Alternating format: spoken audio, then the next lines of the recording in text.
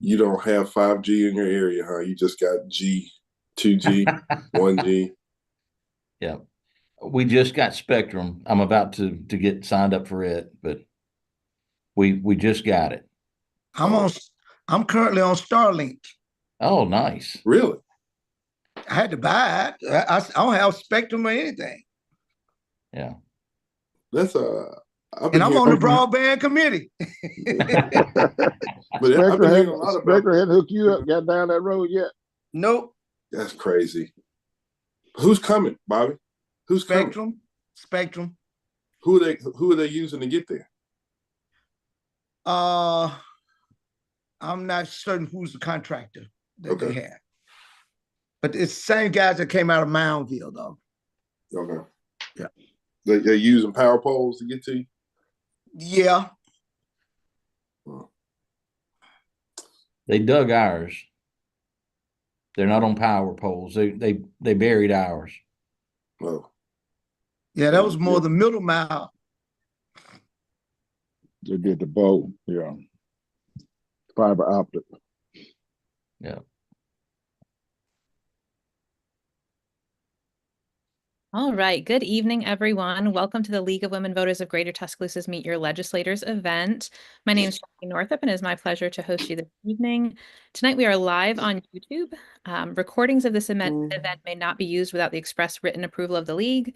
The League will only allow audio and video of this event to be broadcast in its entirety, except by the media reporting on the event.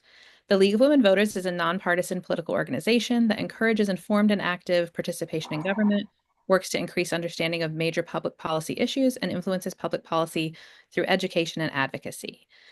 Now, let me introduce the members of the Tuscaloosa Legislative Delegation in attendance with us tonight. We have with us from the Senate District 24, Bobby Singleton. We have from House District 16, Brian Brinyark. Welcome. We have from House District 61, Ron Bolton. From House District 63, Cynthia Almond. From House District 70, Christopher England. From House District 72, Curtis Travis. If anyone joins along the way, we'll introduce them as they join. To get started, one of the questions that folks were curious about is what committees you all will be serving on this session. And if you have any sort of plans or hopes for that committee, we're going to ask about broader plans later. But for your committees, what are your appointments and what are you hoping to do in the committee? Does anybody want to go first? I'll be happy to. Thank you. So I serve on the Education Ways and Means Committee, on the Judiciary Committee, on the Ethics Committee, and on the Rules Committee. And I'll speak about the Education Ways and Means Committee. One of the things we've been working on this past year, really since the last session ended, is looking at whether we should and can alter the way we fund public education in the state. And so there's been a series of meetings and they're ongoing, and it's been I think a very interesting and worthwhile topic to pursue. A lot of other states use the funding method that we have been looking at. And so remains to be seen whether it will work in Alabama, but that's something we will continue to work on when we get into session in a couple of weeks. Thank you. I'll go now. Chris England, District 70. I serve on the Judiciary Committee, the Ethics Committee, and the Public Safety and Homeland Security Committee. And as an aside, we all serve on the Tuscaloosa Local Delegation Committee, and our fearless leader is Representative Cynthia Almond. She is the chair of our Tuscaloosa delegation. As far as we're going to have several things that we're going to be working on. In judiciary, we always we work a lot harder than everybody else does. We get a lot of the bad bills, and we are often charged with making them, trying to fix them up a little bit, make them work better. In our ethics committee, we're probably going to take up the ethics bill again, if I'm not mistaken. And I believe our Public Safety and Homeland Security Committee is going to deal with a lot of immigration bills, as well as several bills dealing with pistol possession and so forth. So that's what I do in a nutshell. And do you want me to introduce somebody, or do you want me to just have to pick Oh them? yeah, you pick on the next person. I'm going to pick on Representative Grinyard. How did I know that? Yeah. You knew that was what you're going to do. You always pick on me. I'm hazing the new guy. I'm on the Judiciary Committee with Chris and Cynthia. And I got in there mid-session last year. So, it does seem to be a very important committee, and some of the weightier bills come through there. I don't know what all to expect from the judiciary this time, but like I said, the heavier bills do seem to come through there. I'm also on the Health Committee, and I'm not sure if the IVF bill that we did last time, that was supposed to be kind of a temporary Band-Aid, is going to be worked on anymore. I think there is a subcommittee that worked on it in the off session. But I've heard some things, and sounds like in an interview that I heard the speaker give, I think he's willing to just let that ride for a while. So I don't know if we'll get into anything else with IVF. It was thought last year that we might have to try to work on the definition of life in Alabama, and that was going to be a very heavy lift.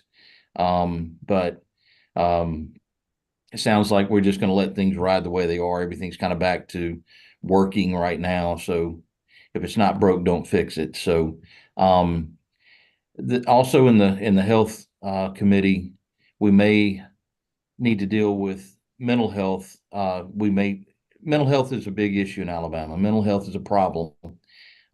We hear about it a lot down in Montgomery. We talk about it a lot here locally. We don't have beds. We don't have enough beds for the people that are committed. It seems like we're going to have to do something to, maybe we can take some of these rural hospitals that have been closed and make them a mental health hospital for the commitments. I don't know. We need to do something, but that's something that we're probably going to have some issues with. I don't know of any particular bills coming down the pike on that, but anyway, those are hot topics in my mind anyway. So, Ron, why don't you go next? Sure. Let's see, I'm on Public Safety and Homeland Security Committee. In addition, I'm with Chris Nim, and I'm also with Chris and Cynthia on Ethics and Campaign Finance.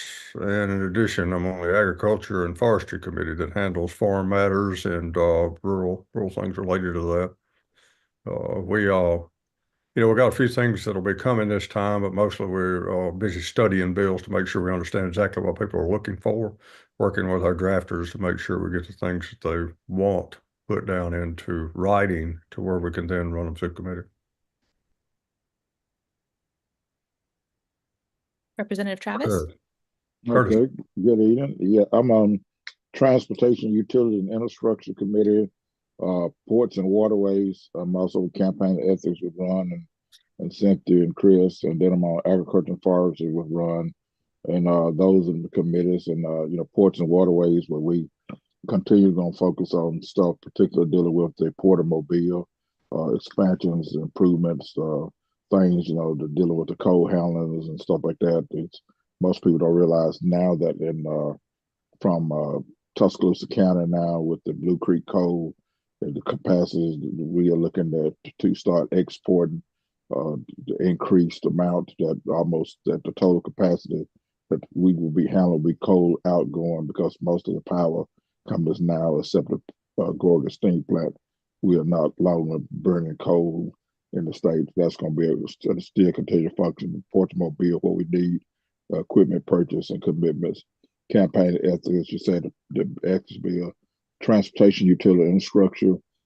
I'm not sure exactly yet what we may have. One of the things that I hope, and I've been talking with, and maybe that we'll be able to get a study committee, but I think we got to make sure that with our utilities in Alabama, in particular, where with the data centers that's coming in, increased manufacturing that's going on in the country, that we can be able to meet the challenges of having the data centers and supplying the electrical system, electric to the grid, to meet the challenges of the additional demands and put on by them and manufacturers. So that's going to be something really interesting with the plans going on for the United States, where we sit and how Alabama responds, because we have the Public Service Commission, but we have different folks such as Tennessee Valley Authority in some parts of the state, and we got like Southern companies. Then we have a lot of rural electric cooperatives. So we need to make sure that we're all speaking in unison and meeting those challenges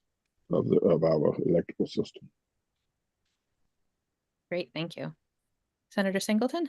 Guess that leaves me. Bobby Singleton, I serve as minority leader of the Alabama Senate, and I also serve on Education Trust Fund. I serve on Judiciary, Ag and Industry, the Banking, and Confirmations.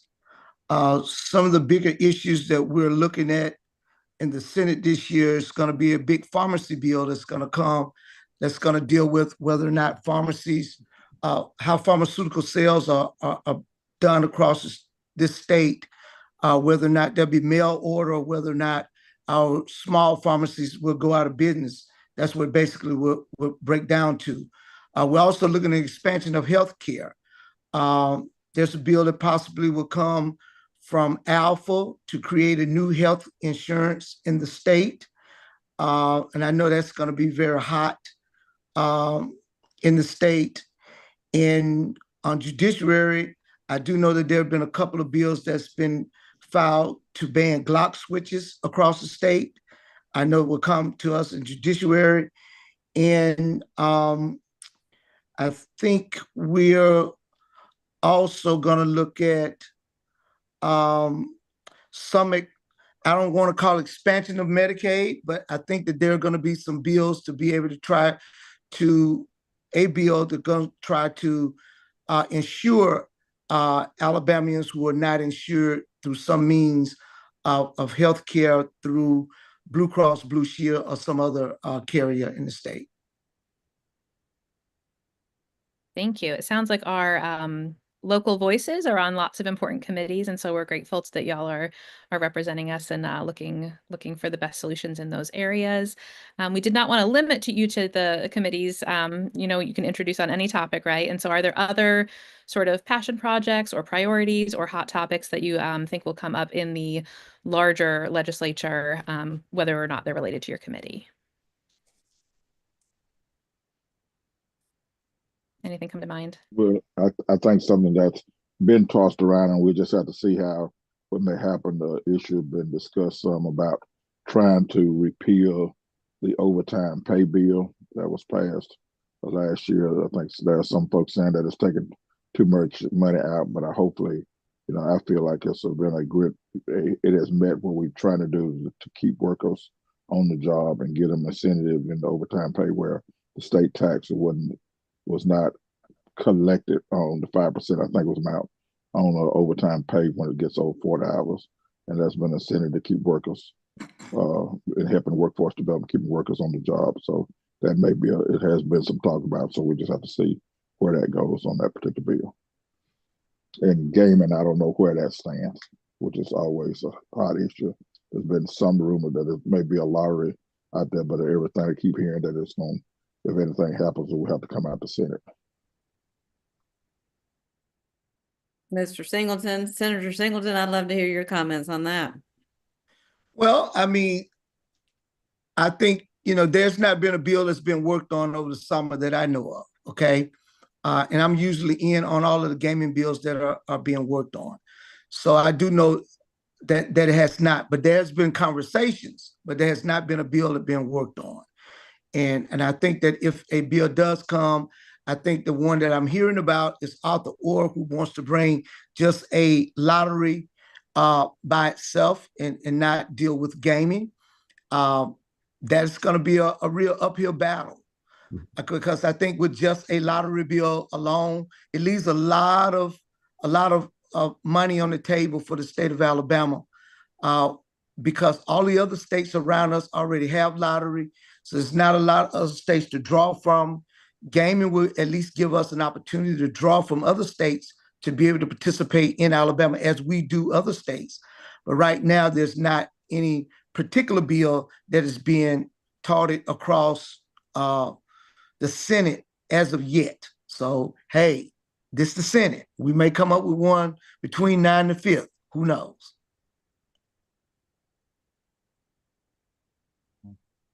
Any other priorities? No, also, for us locally, I think there will be. We were recently, and we've been discussing things with the Big Ten mayors about the simplified seller use tax. I think that's going to be a very big issue for them, which means that it'll be a discussion for the legislature in terms of the distribution of the funds, whether or not we increase it or change some of the terms and of who can utilize the simplified seller use tax. So, and just for sake of conversation, it's basically the online sales tax, something that we created maybe 8 or so, maybe 9 years ago to encourage online sellers to collect sales tax. In order to do that, we lowered it to 8%, which was to provide an incentive for those who weren't initially paying taxes to pay or collect taxes. Since then, the Supreme Court has allowed us to create our own schemes in terms of taxing online sales, as long as it's simple, which is why they call it the simplified seller use tax. So I think there will be a lot of discussion about that. And also just for all of us here, I think one of the first issues that we're probably going to deal with when we go in is immigration. I think there's been several bills introduced to deal with that. As a matter of fact, it's probably going to dominate the first part of the session, those discussions. And also every year we kind of take it for granted because it's just part of what we do. But I think there will be some significant conversations about the budget. We're not going to have nearly as much money as we've had in the past because a lot of the federal dollars that we were spending are no longer there. So there's going to be some discussions about how the economy slows and some of the priorities in both the education trust fund and the general fund. So I think you'll see a lot of discussion about that. But I think you should expect as soon as the lights come on and the ball's in the air, you're going to hear a lot of discussions about several immigration bills that have been introduced and where we go from there. And I just want to piggyback on that, what Chris was just talking about on the SSU tax. With that being a voluntary tax for these businesses to pay, if they are brick and mortar, they will have to pay an education tax. And I think that's going to be the bigger piece in that because education is not getting any money out of that thus far. If you go to Target today in Tuscaloosa and shop, your education system will get some of that money. But if you shop online with Target, the education system doesn't get any of that money. And so I think that's going to be a big piece to try to bring that parity there, being that we'll be looking at education dollars down the road that could be dwindling if we don't do something different. I'll go ahead and jump in and say that there is the Republican caucus had a platform committee, and we've been provided with the topics that they came up with this year in the off session, and I'll just quickly go through those. It says the Alabama values agenda, and it says Alabama values work ethic and job creation. Alabama values border protection. Alabama values honest elections. Alabama values public safety. Alabama values public education. Alabama values active military and veterans. Alabama values innocent life and families. And Alabama values common sense. And under each of those topics, there would be various points about that. And we know that there are other bills that we expect to see back this time, like Representative Susan DuBose's What is a Woman bill. She came up with that last year, and that's something that's I know she's bringing back up again this time. There's the library, the K through 12 public library bill about drag performances in the presence of minor children without the consent of a parent or guardian. So some of those that came up last year that didn't make it all the way through are probably going to come up again this year. I know they've been pre-filed, so they will come back up again this year. But those are just overriding issues that many of the bills should be falling under those headings that I just went through. And let me go ahead and say, Curtis just brought up when he was talking about the port, he was talking about the coal, the new coal mine in Tuscaloosa County. That's in my district, and it's these guys are going to get sick of me talking about this, but the Blue Creek mine, Warrior Met Blue Creek mine, has just gone into production. Warrior Met has spent $1 billion with a B, um, starting this mine, and they haven't borrowed a dime. It is now in production as of September. They're using miners out of Brookwood right now, and they're hiring 400 to 450 miners. Every miner is going to be making $100,000 minimum, and it's a 40 to 45 year project. This is huge, and it is going to be the number one coal producing mine in all of the United States, right here in Tuscaloosa County. There's not been a whole lot of talk about this. It was kind of flying under the radar. I think they didn't want to create too big a stir because they didn't want to have anybody starting to try to shut them down before they got started. But they are now in production, and it is going, and that is going to produce tons of money in taxes, severance taxes for the state of Alabama. It's going to be coming back to Tuscaloosa County, Fayette County, possibly Walker County, maybe a little of Jefferson County. It's going to be a huge, huge area that gets mined. A lot of it is federal coal. And with federal coal, you get royalties from the federal government.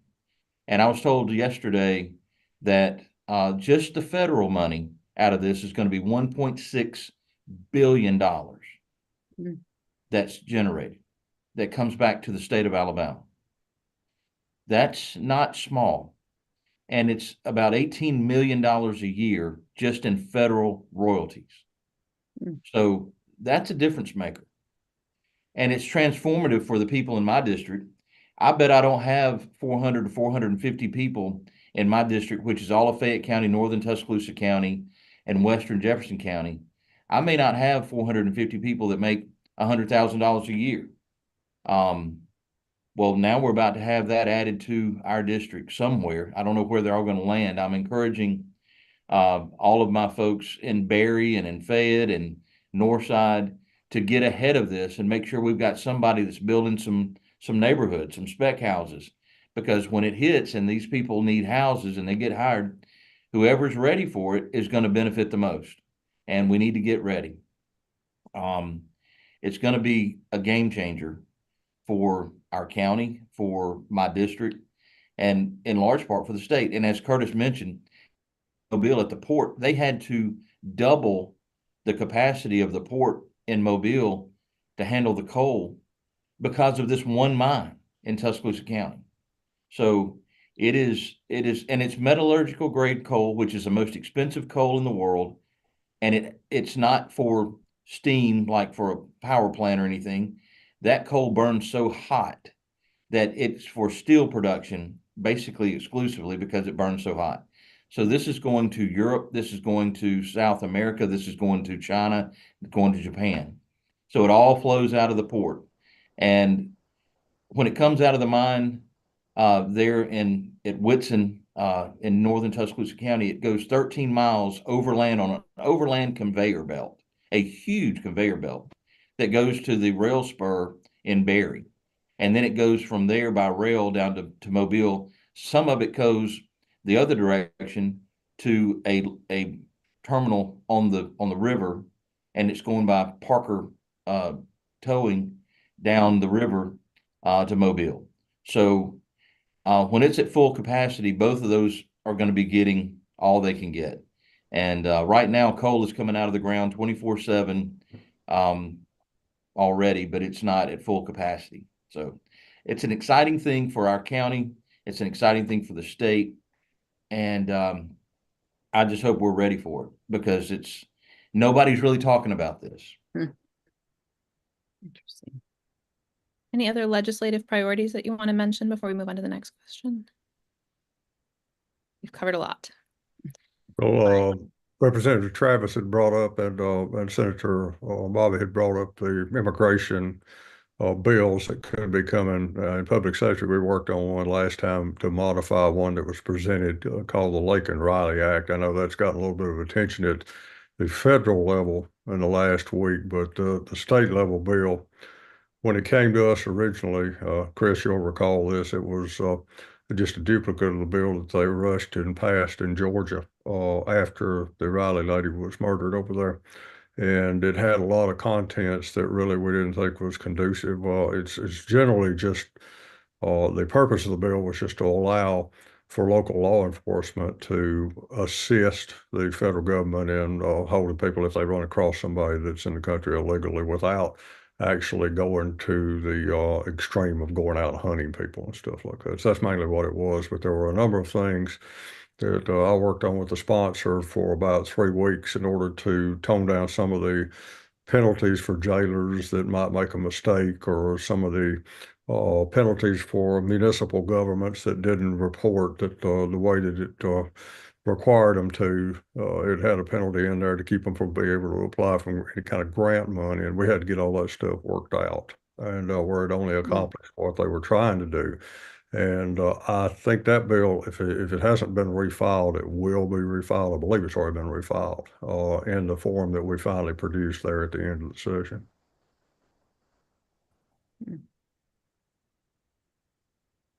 Anything else we should expect? Big headlines or priorities from the legislature? All right, I'll move on to our next question. The League of Women Voters of Alabama have selected early voting as one of their priority issues this legislative session. Currently, 2 bills have been pre-filed, HB 71 by Representative Adeline Clark and HB 59 by Representative Thomas Jackson.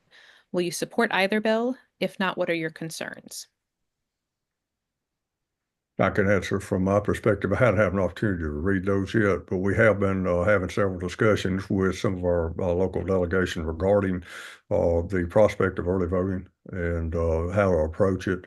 I myself have discussed the potential of just modifying the absentee voting, and I've also talked with my probate judge and my circuit clerks, and of course, the circuit clerks it's a heavy lift on them because it's additional work for a period of time. So of course they've got concerns about that, but I do think that there's going to be a pretty good spirited discussion about some early voting exceptions to do that. I don't know which direction it will go in, but I'm in favor of looking at it and seeing if we can make it work and make it function for everybody.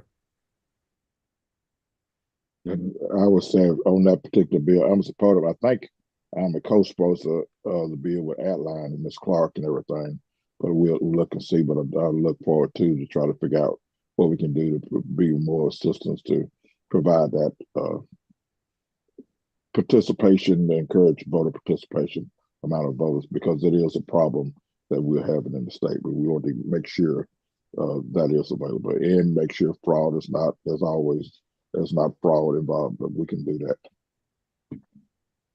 I've historically been against anything other than the election day. I wanted it to be the day and that's it. But this past November, when we had the election, there were such long lines, and I'm glad there were long lines. I'm glad people participated.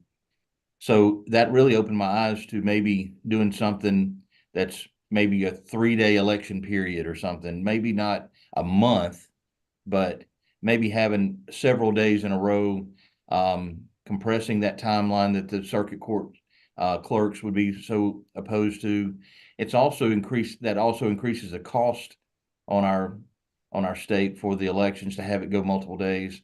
But maybe if we had a 3-day voting period or something, that might be something I could get behind. I haven't read any of the bills that have been pre-filed, but I'm just because of the long lines and the discouragement that might be to participation, I would tend to be open to a little bit longer period to spread that out and make it easier for people to vote during their lunches or after work or whatever.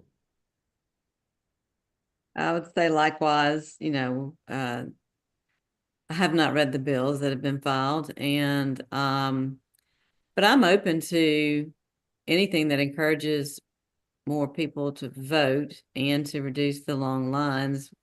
We had those here as well. And that is a very difficult thing, especially for people who do have a very limited lunch break to be able to take off from work. Costs and security are the two main questions and concerns. So just have to see what the details about that are. To piggyback that, I would want it to be in person, and I would want it to be with ID like we have. So that would aid in the security of it. I don't want drop boxes. I don't want necessarily mail-ins and all that. I want it to be in person with a valid ID. And, if we extend that a couple of days or whatever, that might spread it out enough to make people, make it be more convenient. I'm for that. I personally support anything that makes it, I guess, hard to cheap and easy to vote. And, the thing is, we already have infrastructure in place because we have what functions as early voting like right now. We have several weeks prior to election day where you can go to your county courthouse and vote absentee well before the election, get it over with.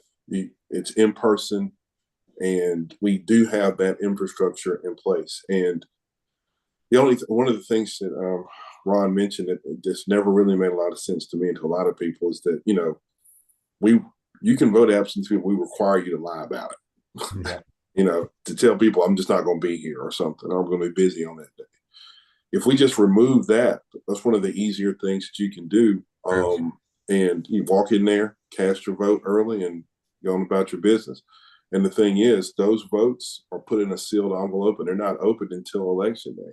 Right. And you have to, and you literally have to walk in there with your identification, put it in the envelope, and take a picture of it, and it's all sealed until election day. So I think you kill a bunch of birds with one stone there by it's secure, it's early, and it's easy. So the more people that take advantage of that will reduce the trouble that they have on election day.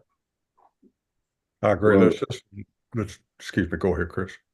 Well, like I said, I agree because we are down at Hillcrest, and that line from the people there in the transportation along school is the problem. But the thing that I would want to make sure is that all the time, even if it's the extended hours like the courthouse, that they don't close at 5. Because one of the things that I've found over past experience is that I have a lot of educators who work out of town. And, unfortunately, with polls open at 7, they have to be at school, most of them by 7:20, something like that. So they're working out of town. They can't wait around. And then a lot of times the after school programs and stuff like that, it makes it very difficult trying to get back to be able to cast their vote by 7 o'clock. And a lot of times, and so hopefully if that's some one day time will be extended, past, it's kind of like the polls the 7 rather than closing at 5 o'clock to make that to give that allowable, or either they, one of those days that be a Saturday vote that will allow people to work in those positions to be able to cast their vote. I think that would be very helpful. The state of Alabama has some of the most safest and secure voting in the nation. I believe in our system. I believe in our democracy. So whatever allows us to be able to give a free and fair secure election and allow participation in what we call a participatory democracy is what I'm for. It gives people that opportunity to vote, to have free elections, and to express, what it is that they feel. And so with that, I'm for the bill that has been pushed. And if there's something that I can add to it to make it a better bill, to give more freedom to people to have the right to vote, I'm all for it. We have very, very little fraud in this state of Alabama in the last 10 years. And if you look at fraud and what the fraud that was, it was limited to certain areas, and basically limited to some of those areas that Chris talked about. We're forcing people to tell lies on absentee ballots. And we're forcing people sometimes into that fraudulent area if we don't just allow them to be able to do it freely, as long as it's secured. I agree with all of the, the IDs and all of that is a part of our process. Nothing changes there, but let's give people the access to the ballot so that we can go on and move Alabama forward and be a part of the 21st century as most states are around this nation. Thank you. We had one other voting question before we move on to other topics. Another League of Women Voters of Alabama legislative priority is HB 77, also pre-filed by Representative Adeline Clark. It would benefit disabled voters by allowing them to designate an individual to deliver the voter's application to the absentee election manager. It would also allow disabled absentee voters to designate an individual to deliver the voter's completed absentee ballot packet to the absentee election manager. Many of these voters have mobility issues which prevent them from casting a ballot. Will you support the passage of this bill? And if not, what are your concerns? Well, I'll go ahead and start. I've got to read the bill. I'm in the process now of looking over all the pre-file bills to make sure that I understand everything's involved. Yeah, the kind of sweeping election bill that we passed last time had a lot of conditions into who could and couldn't deliver a ballot and stuff, but I'd be willing to look at it and see what if we come up with a particular method that we know is secure where we don't open the door for abuse, which I'm with Senator Singleton. I don't believe that we have a lot of abuse in the state of Alabama, but what we don't want to do is open the door where people from outside can come in and say, well, they've weakened this and we can now do this.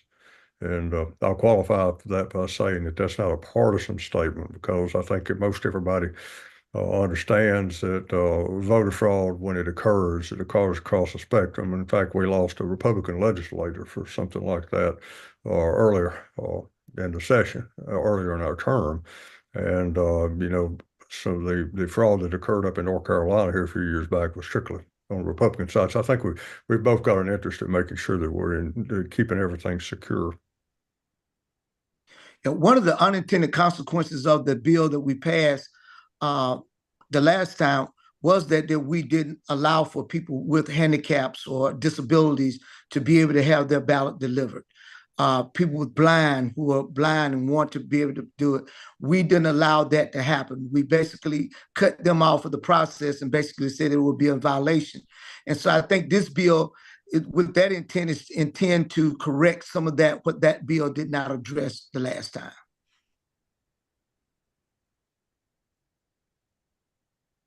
Any additional thoughts, or do we agree with our colleagues? If that is in fact the outcome of what we passed last year, then I agree it needs to be addressed. I did not think that was the result of the bill that we passed last year. I thought we had measures in place to deal with people who are disabled. That was my understanding, but No, that's why the lawsuit came behind the bill. Well, you know how lawsuits go. Yeah, but they won based on that. Okay. So that was our final voting question. As I mentioned, this is a big one. The budgets are always a main focus for each session, and y'all have referenced the budget already several times. What do you see as a priority for the general and education budgets? What are we going to see? Well, with one of your with the ETF budget, you're going to be dealing also with the impact of the Choose Act that we passed last session. I did just some quick numbers with 2,800 applicants that had been in the first week, and of course, all of those are not going to be full reimbursement. But that 2,800 would be at 7,000 was something like $84 million impact right there if it were full funding, which most of it. Part of it's going to be private school funded, and part of it will be limited to the $2,000 ceiling on homeschool. But we'll be taking a look at seeing where that is at and what its impact is on the Education Trust Fund, because I know we've got a lot of other requests that are coming in. I know Shelton State has a pretty heavy lift coming. They're wanting to have some capital money to rebuild a portion of the building to get workforce development in, and that's going to be workforce development across the board is one of our priorities, because I think the last time that Bill brought us up to date, we had like a 57% workforce participation rate. I think that sounds right, doesn't it, Brian? That's right. That means that after the pandemic we've got a lot of people that have just found sustenance on getting by and are satisfied with that. Apparently, are not able to go, willing to go to work at various jobs when we actually have jobs available, and it's hurting the manufacturing sector not to be able to fill those jobs. So that's some stuff we have to look at across the board, playing off of the education budget question for workforce development. Last session, at the high school level, we created an alternative certificate program where you could graduate with a degree separate from, with a diploma separate from the original type of diploma, and it kind of lessened the content of the math that's required, and then increase the amount of career tech education hours that could be put in. And it produces sort of a credential where you can go right on into the workplace. This is primarily targeted for high school students that are wanting to go into the workplace and not go to college.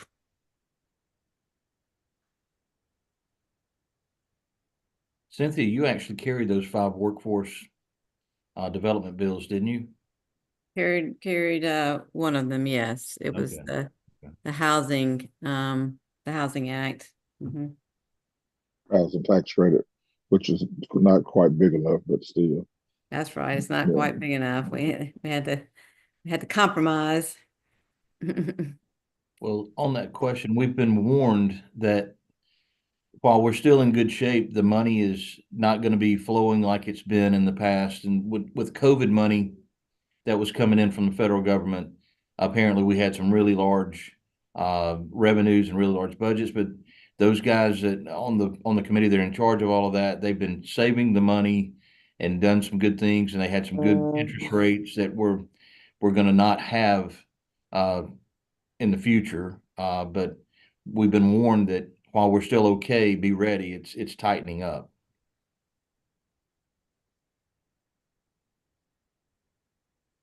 Any other budget priorities? Every year, I'd like to remind people that our general fund budget primarily funds, it's everything but education. But in that, over 60% of our general fund budget is taken up by 2 things: prisons and Medicaid. So those are our 2 largest expenditures for our general fund budget. And those 2 things are always increasing. And we're currently building at $1 billion prison, and also spending $1 billion on healthcare for prisoners. So just to kind of imagine how big of a lift that is, and how much of what it takes from our general fund, and to kind of try to figure out how to fund everything else when you recognize that all the revenue that we were taking in initially is shrinking. So it's interesting to find. It's going to be interesting to see, because whenever these things happen, whenever we start kind of tightening the purse strings, we are also start trying to redefine priorities and what gets paid for and what doesn't. And I think you're going to start seeing really serious discussions going forward about some of the incentives we're offering people, some of the extra benefits, like we were talking about overtime. We were talking about already kind of putting restraints on different other incentives that we've offered to reflect that, that federal money that we were living off of for the last 5 or 6 years pretty much is drying up. So it's going to be interesting to see where those priorities end up. And Medicaid is asking for 230 some odd new $1 million. Every year it goes up.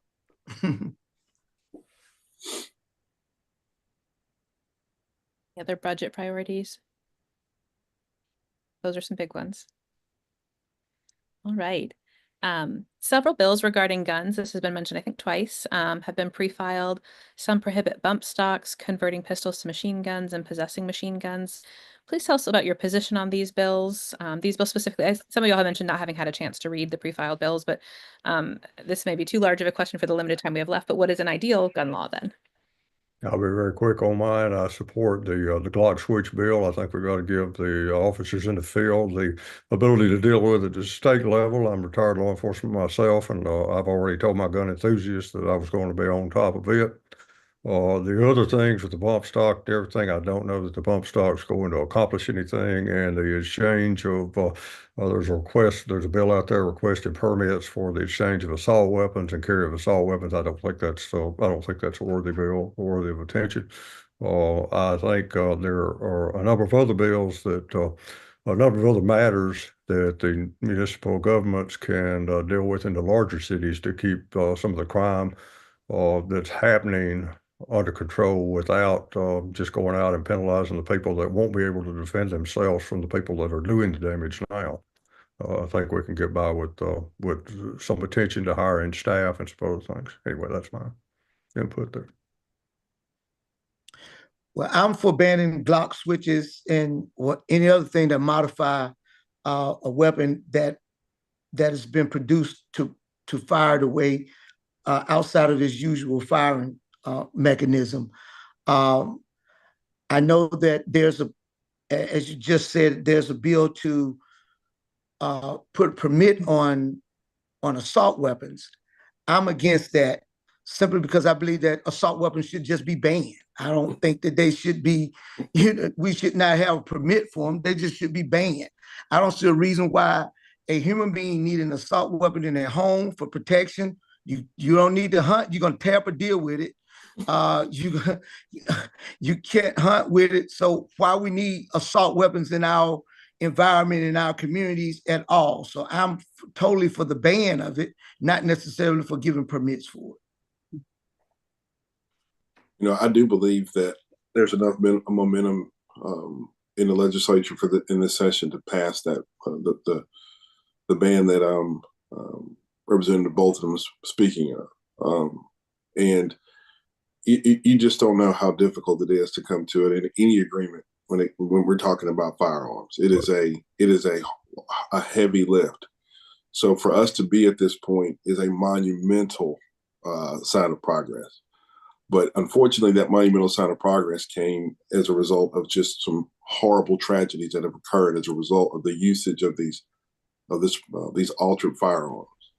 And I think to make sure people understand why that's important, it makes it easier for our local law enforcement, if it's illegal, to seize those devices and take them, which could ultimately save lives. So I'm hopeful that this session, not only will that bill come up pretty quickly, but it'll actually pass without much issue. He's talking about the Glock switch, and last year when that came up, I'm a very pro Second Amendment person, and just generally I'm not for limiting anybody's rights to guns, but Glock switches were already illegal under federal law. So I was against that last year, just simply because it's already illegal. Why are we going to pass another bill to make it double illegal? But with all that's happened, I do think you're right. I'm ready to make it double illegal. It's an awful thing that we have on our streets. And so I'm for Glock switches now. And I didn't think I would be voting on anything that limited anybody's access to their weapons or their firearms. And assault weapons, Bobby was talking about assault weapons, and just because it looks bad, looks like it's mean and aggressive and all that, it's a semi-auto firearm, just like a Ruger 1022. I mean, it's you got to pull the trigger every time to make it to make it fire. It's not anything different. And anyway, so Bobby and I might differ on some of that, but we're gonna differ on that one. Yeah. And Bobby, I do use ARs for pig hunting. We've got a lot of hogs up here, and it's a very good weapon to use for hunting pigs. So Chris, come go hog hunting with me, Chris. I'll give you one of my ARs. Hold a pig. No, thank you. I'll watch. I wish my Uncle AJ was here. By the way, he was traveling, so he couldn't get on. But this would be a real spirited gun debate if my Uncle AJ was on here, because he loves his guns too. He's got them everywhere. And so do I. I love them also, but I don't see a need for this assault weapons. Period.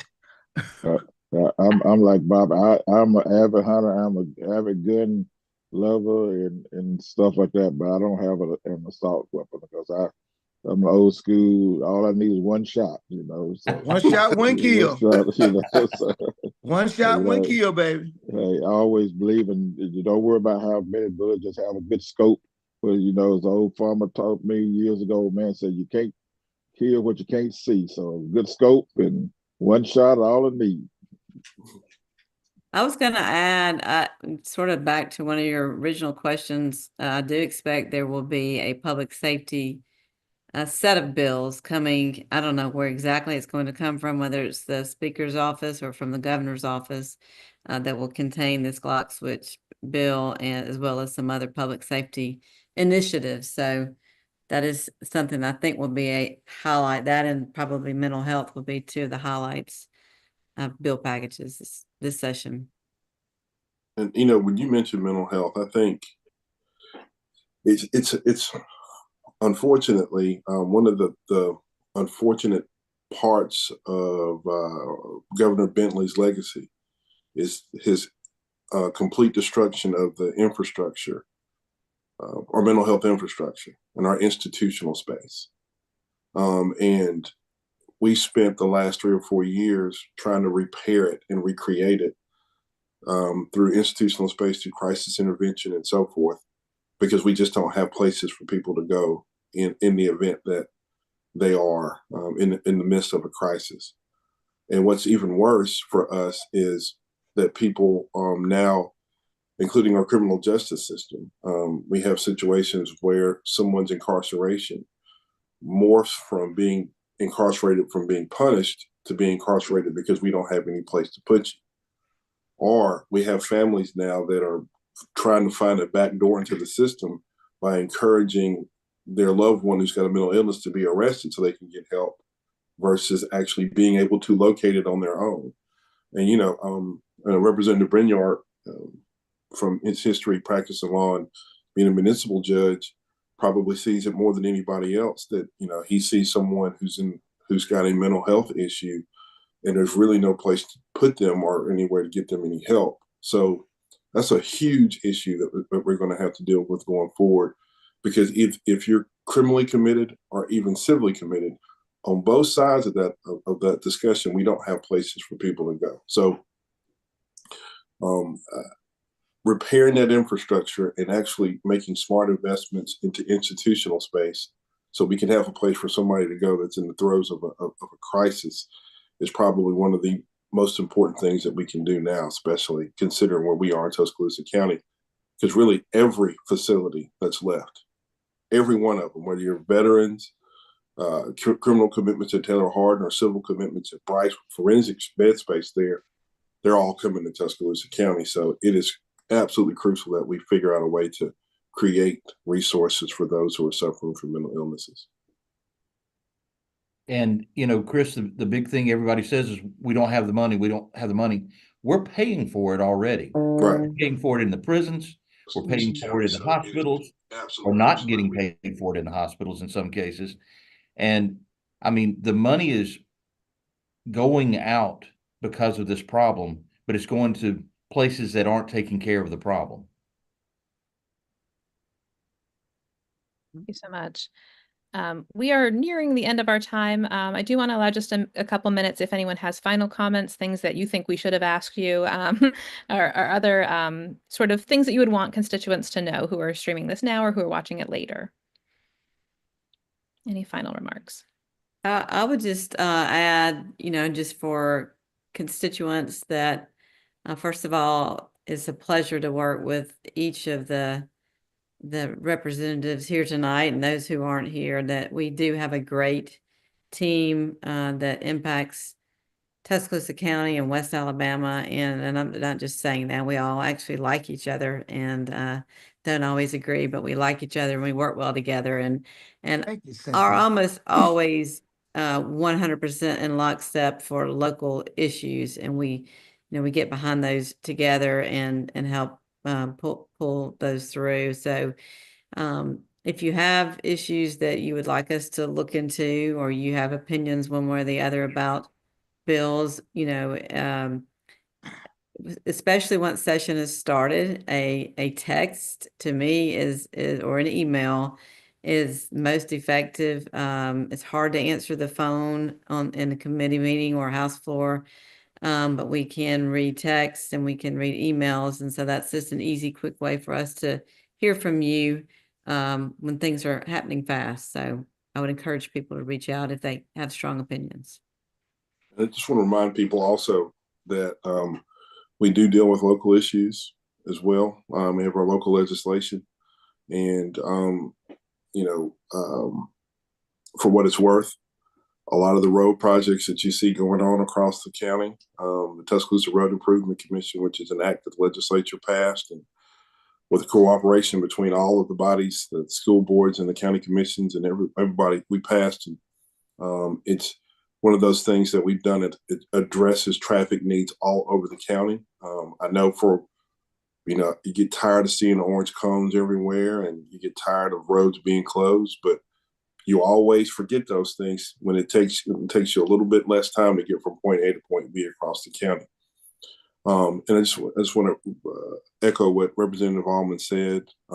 We have a fantastic delegation, very responsive, and if you need any of us, we often, more times than not, set aside any partisan differences to try to figure out ways to do and to solve local problems. So I figure if you need any of us, you can reach out to any of us and get us all.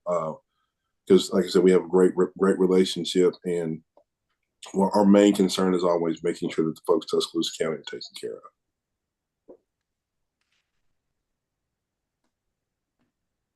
Well, thank you all so much. It has been a pleasure to hear from you, and we're excited to see what you're able to get done in the legislature this year. It will no doubt be a successful one. Thank you for your time this evening. Thanks to those who are tuning in live and to those who watch later. This is an event that we look forward to hosting every year, and we appreciate our newer members, but also those who have been with us for several years. We've got a lot of longtime folks in the delegation who've shown up year after year when the League of Women Voters send an invitation, and we appreciate it. Thank you so much. Thank you. Thank you. Thank you, Jackie. Thank you. Thank you.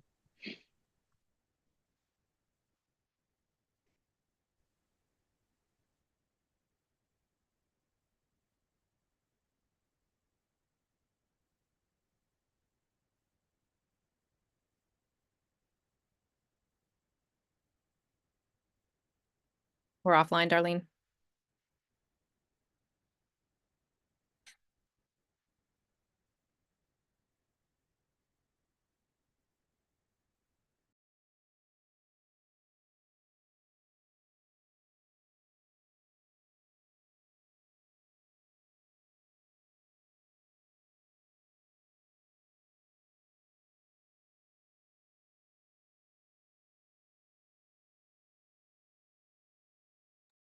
Hello.